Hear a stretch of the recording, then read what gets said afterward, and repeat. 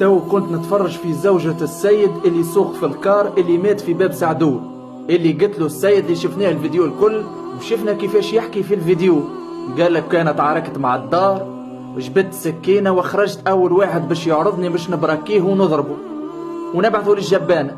يا أخي عرضوا السيد هذاي، السيد يسكر في الكرهبة متاعه وداخل للشركة متاع النقل، هو سكر الكرهبة متاعه وهو عطاه في رقبته، بعثه للجبانة خلاه صغاره إتامة. وتو كنت اتفرج في المرأة متاعه، أقسم بالله العظيم الوجه ما نحكيلكش. يخلي زوج صغار يبعثهم هكاكا للدكتور نفساني، يبعثهم مرضى صغار وكيكا مرضى يعلم بيه ربي، كمل الخدمة متاعه وسكر كرهبته وداخل ما نعرفش الله اعلم شو يعمل في الشركة، وبعد يروح لصغيراته.